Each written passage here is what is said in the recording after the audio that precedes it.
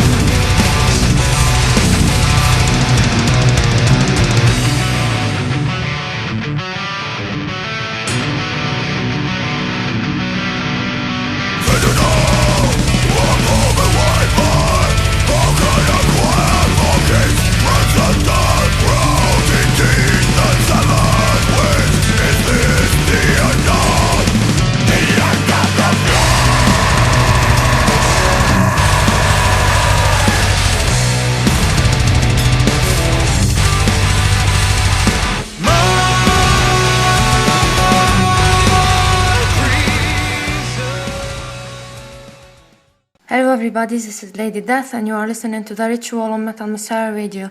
Today the vocalist violinist of the Australian progressive death metal band Obliviscaris, Tim Charles, is joining us to talk about the band and their latest news. First of all, let me thank you for giving us a bit of your time, Tim, and welcome to my show. Thank you very much for having me. Alright, so Obliviscaris was formed by you and Xenor back in 2003 in Melbourne, Australia. After 4 years, you released your first demo back in 2007 to release your first full-length album, Portal of Eye, after 5 years.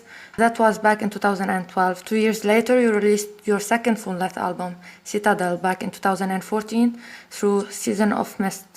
Recently, you released 2 EPs independently. How come you didn't release a full-length album instead of 2 EPs?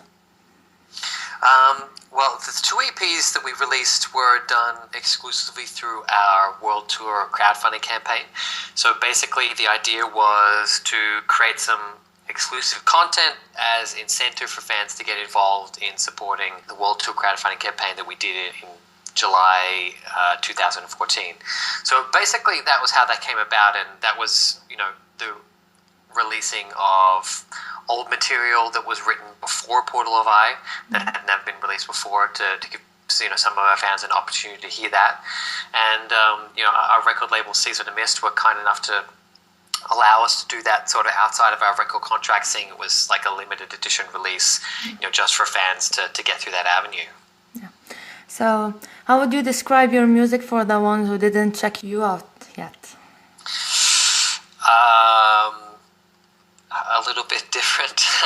I guess it's progressive extreme metal with a lot of twists and turns, with violin, and we just generally try to be ourselves, and there's definitely lots of different genres and elements in there.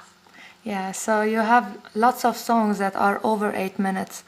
Rare are the people who enjoy long music tracks. Do you consider that as a negative thing, especially if they were listening to your music for the first time?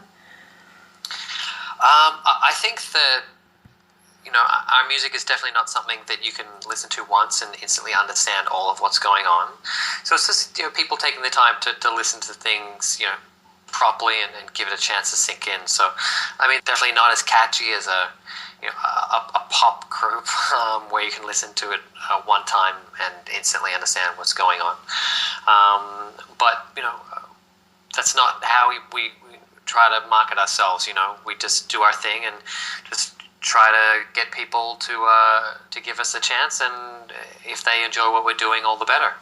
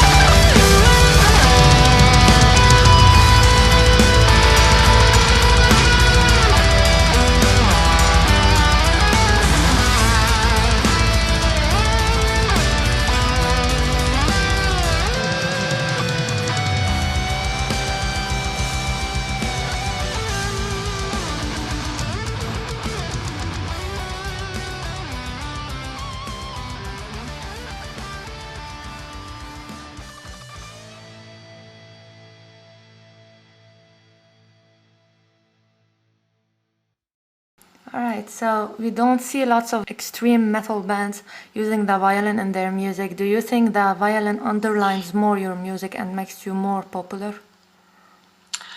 Well, I mean, it definitely has given us a point of difference to a lot of other bands because, as you said, there aren't very many, violins in metal. There's very few, and I guess there are a very few that are using the violin in the way that we do in the band. So it definitely gives us something that is a point of difference to what everyone else is doing, and I think that can only help to help you stand out from the thousands of other bands across the world. Yeah, so how do you and Zeno determine when to go clean, when to go harsh? I guess when we're writing, we'll just talk amongst ourselves about who has different ideas for different sections. Sometimes if we both have an idea for a section, we'll look into the viability of us both singing there, or there might be me playing violin while he sings. Or alternatively, we might decide that a section only works with one of the ideas and we choose which one. But we basically sort of collaborate a lot throughout the writing process, to make sure that everything is coordinated in our composition. Yeah, so you just ended a US tour supporting Cradle of Filth and Butcher Babies. How did the tour go? The tour went really, really well. We've had the pleasure of doing 63 shows around the world with Cradle of Filth, including the tour with in the USA that just finished, as you said, and everything has been above expectations. We'd never been to North America before, and it was really excited to get such a fantastic response from fans, and just really excited to be getting those opportunities to play to so many people, in so many different parts around the world with, bands with such a high profile as them.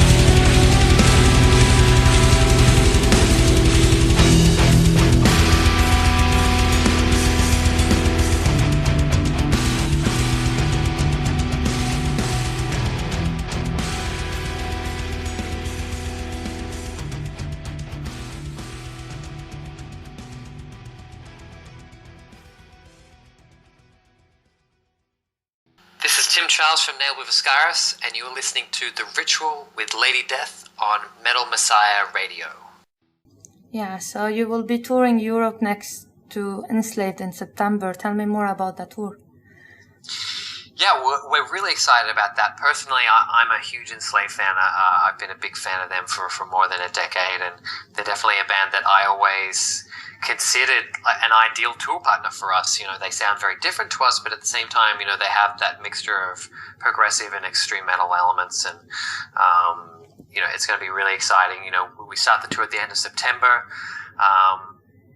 and you know, we're basically going all throughout Europe and the UK, and you know, hopefully adding in a few headline shows, and there's a bunch more shows that are still to be announced from what has been so far, and definitely excited to get back to Europe to play for all our fans there.